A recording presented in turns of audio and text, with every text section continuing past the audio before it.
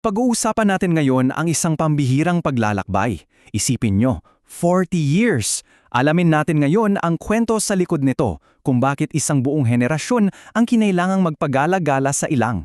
Tara, simulan na natin. Alam nyo, para mas maintindihan natin, isipin nyo na lang, napagalitan ka ba noon tapos pinatayo sa sulok? Ang tawag doon, time out, di ba?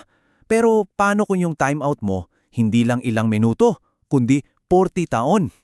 Grabe, yan mismo ang nangyari. Alamin natin kung bakit. So eto na nga, after na lahat ng hirap nila sa Egypt, finally, nakalaya na ang mga Israelita. Andito na sila, nasa mismong pintuan na ng kanilang bagong tahanan. Ang lapit-lapit na lang. Pero alam nyo kung anong nangyari? Instead na matua, bigla silang natakot. Nag-doubt sila. Ayaw nilang maniwala sa plano ng Diyos para sa kanila. At dahil sa kawalan nila ng tiwala, nagkaroon ng, isang mabigat na consequence. Ang parusa, sila, yung henerasyon na yon na nag-alinlangan, hindi na sila pwedeng makapasok sa lupang pangako. Ang sabi, okay, hindi kayo makakapasok, ang mga anak nyo na lang. So ang resulta, kinailangan nilang maglibot-libot muna sa disyerto. At hindi ito birong time out ha. Hindi ito isang linggo o isang buwan. Pinag-uusapan natin dito, 4 na dekada. 40 years sa disyerto. Imagine niyon ang tagal nun. Okay, so paano ka naman mabubuhay sa disyerto ng 40 years, di ba? Dito na pumapasok yung isa sa mga pinaka-amazing na part ng storya.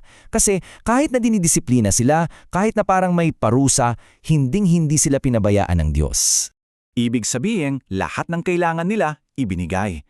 Yung guide nila sa umaga, isang haliging ulap, parang sarili nilang ways. Sa gabi naman, para hindi sila maligaw sa dilim, isang haliging apoy. Gutom sila. May espesyal na tinapay na bumabagsak mula sa langit, yung mana. Uhaw! Ayon, nagkaroon ng tubig mula pa sa bato. Kompleto, di ba? At para patunayan kung gaano kadetalyado ang pag-aalaga sa kanila, pakinggan nyo to mula kay Nehemias. 40 taon mo silang sinusustentuhan. Ang kanilang mga damit ay hindi na luma at ang kanilang mga paa ay hindi na maga. Wow! Can you imagine? 40 years na paglalakad pero yung damit at sapatos nila parang bago pagan. Walang paltos, walang pamamaga. Ganun katindi yung pag-aalaga. Okay, so meron gang provision pero hindi lang yan. Itong 40 years na to, ito rin yung panahon para matuto sila. At para matuto, kailangan ng rules. At hindi ito basta-bastang rules lang ha. Ito yung mga seryosong patakaran na nagturo sa kanila ng napakahalagang aral tungkol sa pagpagalang at pagsunod. For example, yung paggalang sa pangalan ng Diyos, seryosong-seryoso yan. May isang kwento kung saan may isang lalaki na nagmura at nilapastangan ang pangalan ng Diyos. Ang naging consequence, sobrang bigat. Ito yung para maging malilaw sa lahat na yung rule na to hindi pwedeng basta-bastahin. Isa pa, yung rule tungkol sa Sabbath, yung araw ng pahinga. Special yan, pero may isa na sinadya talagang suwayin yon. Nagtrabaho siya. At katulad nung una, mabigat din ang naging parusa. Malinaw ang mensahe, pag sinadya mong sumuway sa utos ng Diyos, seryosong bagay yon. So baka iniisip nyo, puro parusa na lang ba? Puro rules? Well, hindi. Yung buong 40 years na to, hindi lang siya tungkol sa parusa. May mas malalim na dahilan, isang napakahalagang aral tungkol sa tiwala. Kasi kailangan nating intindihin ang pagkakaiba ng parusa sa disiplina. Pag sinabing disiplina, hindi lang yang pamamalo, di ba?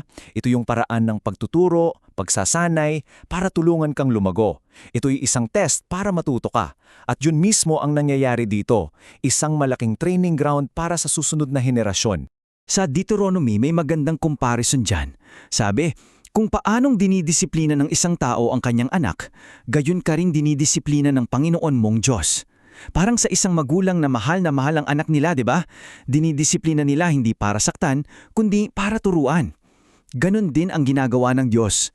Tinuturuan niya ang mga tao kung paano ba talaga magtiwala at sumunod. So after 40 long years ng training, ng mga pagsubok, ng pag-aalaga, ano nang nangyari? Nakapasa ba sila sa test? Yan ang tanong. Well, yung unang henerasyon, yung mga magulang nagdududa, sila yung hindi nakapasa.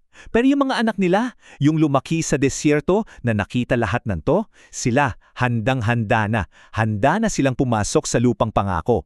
Natutunan nila yung leksyon na hindi nakuha ng mga magulang nila. Kaya iiwan ko sa inyo itong tanong. Yung mga magulang bumagsak sa test. Pero yung mga anak nila, pagkatapos masaksihan ng 40 years ng lahat ng ito, yung mga himala, yung pag-aalaga, pati yung mga seryosong rules. Ano kaya sa tingin nyo yung pinakamalaking aral na natutunan nila na hindi naintindihan ng mga nauna sa kanila? Pag-isipan natin yan.